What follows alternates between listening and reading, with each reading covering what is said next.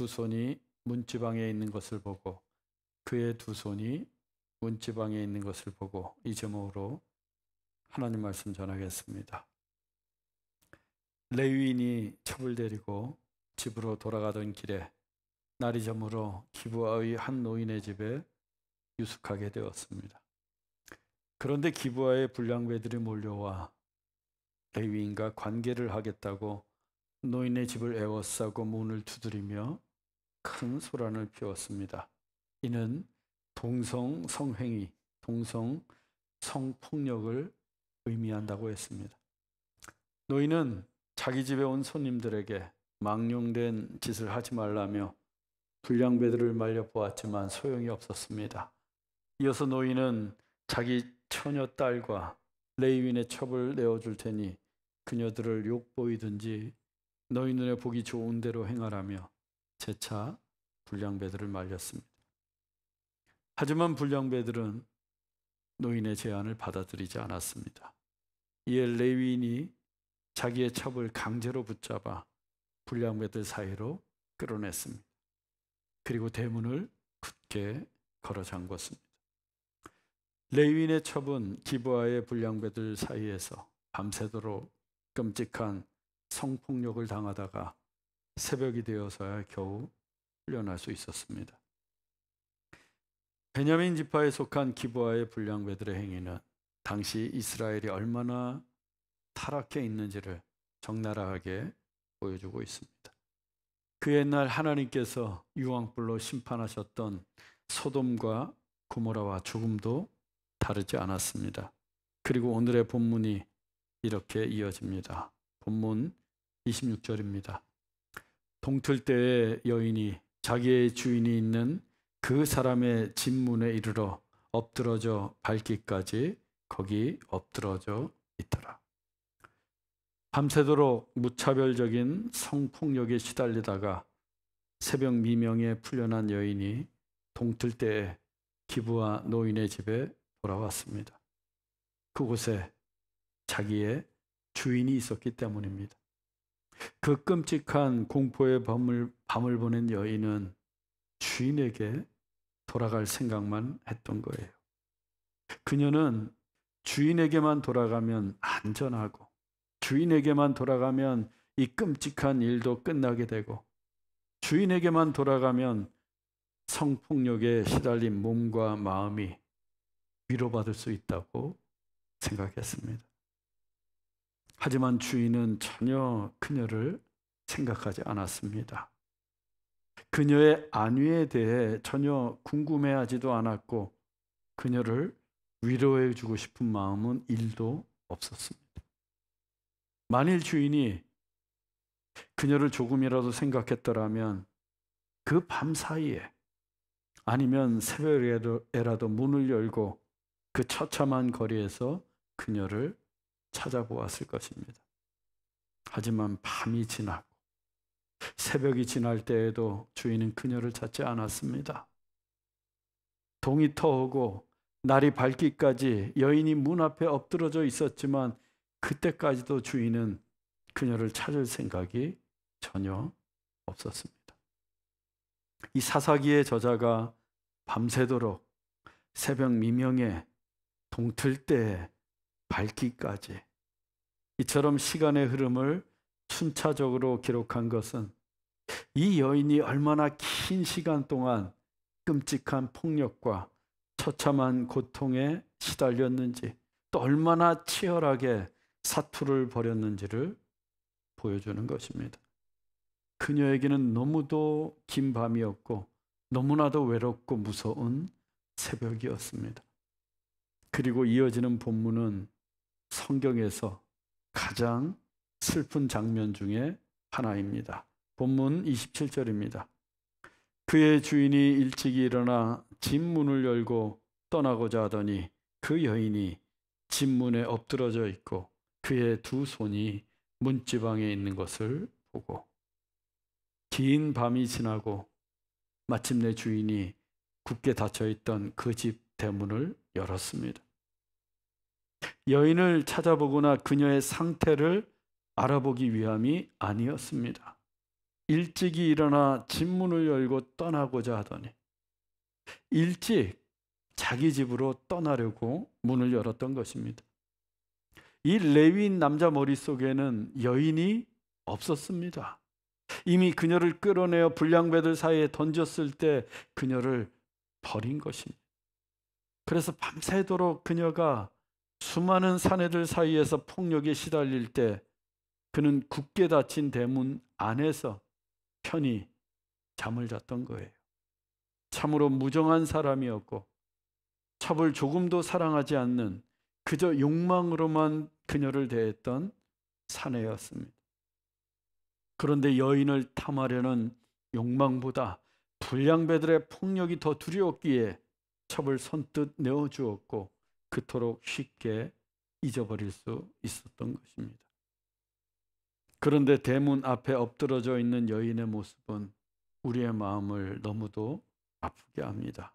그 여인이 집문에 엎드러져 있고 그의 두 손이 문지방에 있는 것을 보고 여인은 만신창이가 된 몸으로 기어서 왔는지 문 앞에 서 있을 힘도 문을 두드릴 기력도 남아있지 않았습니다. 처참한 폭력에 밤새도록 시달리다가 간신히 살아남아 주인이 있는 집을 찾아와 문 앞에 엎드러져 있습니다. 이제 그 문만 들어서면 자기가 그토록 찾던 주인이 있는데 두 손이 문지방에 걸려 있는 채로 그 문을 들어서지 못하고 쓰러져 버렸습니다. 그의 두 손이 문지방에 있는 것을 보고 여인이 얼마나 그 문을 두드리고 싶었겠습니까? 얼마나 그 문지방을 넘어서고 싶었겠어요.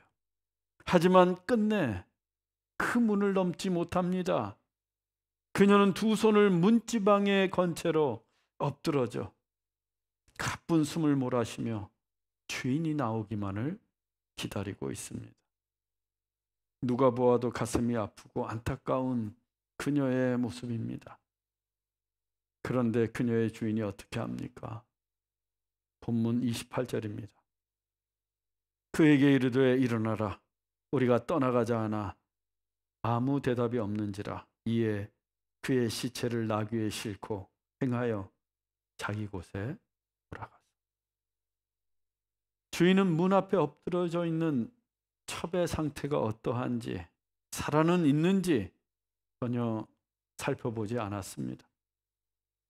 그녀가 당한 고통과 끔찍한 일에 대해 전혀 동감하지 않았습니다. 그녀의 두 손이 문지방에 있는 것을 보고도 만신창이가 되어 쓰러져 있는 그녀에게 아무렇지 않게 한마디를 내뱉습니다. 일어나라. 우리가 떠나가자. 지금은 떠날 때가 아니지 않습니까?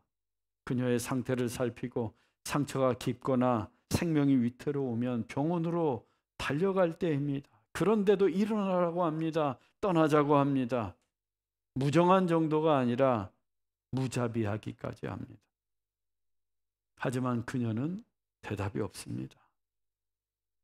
이미 죽어서 시체가 되었는지 아니면 기력이 다해 실신해서 쓰러진 것인지 그녀는 지금 대답할 수 있는 상황이 아니었습니다. 그런데 이 남자, 그녀의 주인이라고 하는 이 남자는 아무런 반응도 보이지 않고 감정의 동요도 없이 그녀를 나귀에 싣고 자기 집으로 돌아갑니다. 그녀가 어떻게 되었든 그에게는 자기의 집으로 돌아가는 게 더 중요했던 것입니다. 그런데 히브리어 원문에는 시체라는 단어가 없습니다. 원문은 그녀를 나귀에 싣고 그녀를 나귀에 싣고 이렇게 기록되었습니다. 그래서 영어 성경도 The man put her on his donkey 이렇게 번역을 했어요. 우리말 성경만 시체라는 단어를 넣어서 그녀가 죽은 것처럼 묘사하고 있지만 사사기의 저자는 그녀의 죽음을 확정하고 있지 않습니다. 그래서 일부 주석가들은 그녀가 살아있을 가능성에 더 주목하고 있습니다. 숨이 붙어 있었는데 주인이 그녀를 방치함으로써 나기 위해서 죽었는지, 아니면 집에서 주인의 칼에 죽었을 수도 있다고 주장합니다. 세상에 이런 사람이 어디 있습니까? 그래도 자기 아내인데, 아니 누구라도 그렇게 처참한 몰골로 쓰러져 있다면 살피고 돌봐야 하지 않겠습니까? 이게 그 시대의 성직자 지파라고 하는 레위인의 실상이었으니 다른 지파 사람들이야 오죽했겠습니까? 이스라엘은 영적인 타락을 넘어서 기본적인 인간성마저도 심하게 부패했던 것입니다. 오늘날에도 교회 문 앞에 쓰러져 있는 사람들, 교회 주변에 서성이는 소외된 사람들, 교회의 도움이 절실히 필요한 사람들이 있습니다. 교회가 최후의 보루인 사람들이 있습니다. 그런데 교회마저 그들에게 문을 굳게 걸어 잠그고 있다면, 또 그들의 어려운 실상을 보고서도 그저 내일만을 하고 있다면 어찌 되겠습니까? 야고보서 2장 15절에서 17절입니다. 만일 형제나 자매가 헐벗고 일용할 양식이 없는데 평안히 가라, 덥게 하라, 배부르게 하라 하며 그 몸에 쓸 것을 주지 아니하면 무슨 유익이 있으리요? 이와 같이 행함이 없는 믿음은 그 자체가 죽은 것이라. 만일 교회가 쓰러져 있는 사람을 외면하거나 그저 말로만 위로하는 척한다면 그 교회는 죽은 교회입니다. 더 이상 살아있는 교회가 아니라 이미 죽어버린 교회입니다. 구제가 없는 교회, 사랑을 나누지 못하는 교회는 죽은 교회입니다. 교회는 사람을 살리는 공동체입니다. 교회는 쓰러져 있는 사람들을 돌보며 하나님의 사랑을 전하면서 생기를 불어넣고 그들을 일으켜 세우는 선한 사마리아인의 공동체이지, 쓰러진 사람을 보고서 외면하는 무정한 집단이 아닙니다. 또한 말로만 위로하는 것도 아닙니다. 당장 먹을 게 없는데, 당장 입을 게 없는데 말로만 배부르게 하라, 덥게 하라 하면 그들을 살릴 수 있겠습니까? 사람이 죽어가고 있는데 말만 한다면 그들만 죽어가는 게 아니라 교회도 죽어가는 겁니다. 우리의 믿음도 죽은 것입니다. 그래서 사도 요한은 우리에게 말과 혀로만 사랑하지 말고 행함으로 진실하게 사랑하자고 했습니다. 말로만 하는 사랑은 죽은 사랑이기 때문입니다. 사랑하는 여러분, 저는 우리 교회가 생생하게 살아있는 교회, 살아있는 믿음의 성도들이 되기를 원합니다. 물론 우리가 세상 모든 사람들을 다 구제하거나 살릴 수는 없습니다. 그렇지만 기회가 있을 때마다 선교지를 통해서 우리가 할 수 있는 최선을 다하고 고통받고 소외당하고 낙심하는 이들에게 하나님의 사랑을 전하며 구제의 손길을 내밀어야 합니다. 우리 교회가 선교와 구제에 열심을 내고 또 정기적으로 선교 주일을 정해 특별 선교 헌금을 하는 것도 다 살아있는 교회가 되기 위함입니다. 그 일들에 열심을 내시고 적극적으로 동참하십시오. 아낌없는 사랑을 실천하십시오. 그때 우리 교회는 죽어가는 생명을 살리는 살아있는 교회, 날마다 살아있는 믿음의 성도들이 될 것입니다. 레위인은 죽은 첩의 시체를 나귀에 싣고 집으로 돌아왔습니다. 그런데 레위인은 집에서 더 끔찍한 일을 저지릅니다. 본문 29절입니다. 그 집에 이르러서는 칼을 가지고 자기 첩의 시체를 거두어 그 마디를 찍어 12덩이에 나누고 그것을 이스라엘 사방에 두루 보내매. 본문도 히브리어 원문에는 시체란 말이 없습니다. 그냥 첩으로만 기록되었고 영어 성경도 첩을 뜻하는 concubine 이렇게만 번역을 했습니다. 사사기의 저자는 이때까지도 첩이 죽었는지 살아있는지 명확하게 밝히고 있지 않아요. 사사기가 첩의 생존에 관해 이렇게 모호한 입장을 취하고 있는 것은 이 레위인의 무자비함과 잔인성을 드러내기 위함이었습니다. 그녀가 죽었다고 해도 제사장 칼로 시신을 12토막을 내는 건 정상이 아닙니다. 숨이 붙어 있는데 이와 같은 짓을 벌였다면 그것은 극악무도한 살인입니다. 어느 경우에도 잔인한 인간성을 보여주는 것입니다. 만일 그녀가 살아있다면 치료해서 살려내야 하는 것이 당연한 일이었고, 설령 죽었다고 해도 그녀의 시신을 수습해서 정중하게 장례를 치르는 것이 인간의 최소한의 도리입니다. 하지만 이미 인간성마저 심하게 부패해버린 그는 첩의 몸을 12덩이로 토막을 내어 이스라엘 사방으로, 즉 12지파에 보냈습니다. 이 같은 행위는 일종의 전쟁의 소집을 알리는 신호였습니다. 본래는 짐승의 사체에 각을 떠서 부족들에게 보내서 전쟁을 소집하는 것이 고대 근동의 관습이었어요. 만일 그 소집에 응하지 않는다면 너희들도 이 짐승처럼 각을 뜨게 될 것이라는 경고이기도 했습니다. 사울도 암몬 족속과 전쟁을 할 때 소 2마리를 잡아 각을 떠서 12지파에 보낸 적이 있었습니다.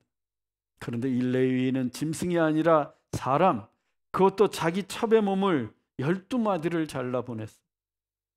무슨 정의감에 불타서 하는 일도 아니었고 국가적 명운이 걸린 전쟁 때문도 아니었습니다. 순전히 개인적인 복수심 때문이었습니다. 레위인은 자기를 대접하지 않고 무시한 기브아 사람들에 대한 복수심 때문에 이 같은 짓을 벌이고 있는 것입니다. 알량한 복수심에 눈이 멀어서 기브아 폭력배들, 그들에게 희생당한 첩의 몸에 더 큰 폭력을 가하고 있습니다. 그래서 기브아의 불량배들보다 더 잔인무도한 사람이 이 레위인이었어요. 사사기에 등장하는 인물 중 최악의 인물이 이 레위인입니다.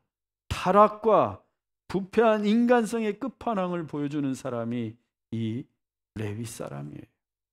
그렇게 12토막을 낸 그녀의 시신을 12지파에 보냄으로써 이스라엘의 이성을 마비시키고 감정을 흥분시켜서 전쟁을 하도록 선동하고 있습니다. 본문 30절입니다. 그것을 보는 자가 다 이르되 이스라엘 자손이 애굽 땅에서 올라온 날부터 오늘까지 이런 일은 일어나지도 아니하였고 보지도 못하였도다. 이 일을 생각하고 상의한 후에 말하자 하니라. 레위인이 보낸 첩의 시신덩이를 받아든 12지파도 충격을 받았습니다. 이스라엘이 출애굽한 이래로 이런 일이 없었기 때문이에요. 그래서 생각하고 상의한 후에 어떻게 할지 정하자고 말합니다. 앞으로 이 일은 피비린내 나는 동족 상잔의 비극을 초래하게 됩니다. 왜 이렇게 끔찍하고 비참한 일이 계속되고 있습니까? 왜 인간성까지 파괴된 잔인무도한 일들이 계속해서 일어나고 있는 것입니까?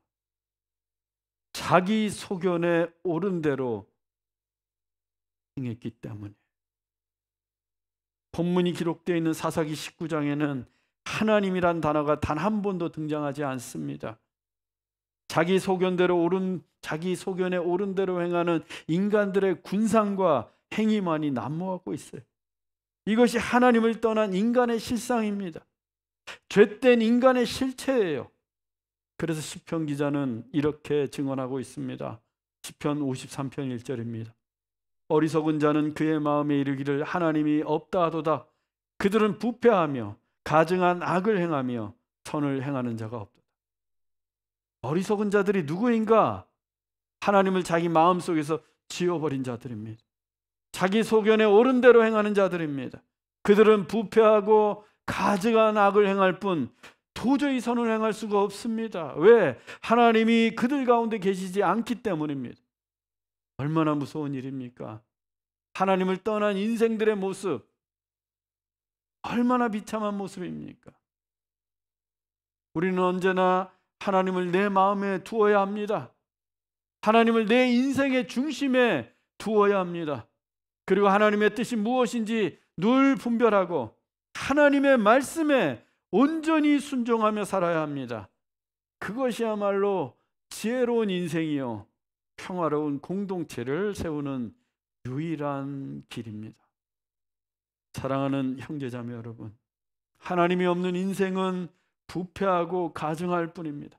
하나님이 없는 세상은 부패하고 악이 넘쳐날 뿐입니다.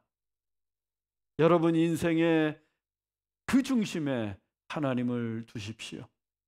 하나님의 뜻을 최우선순위에 두시고 하나님의 말씀에 순종하며 살아가십시다.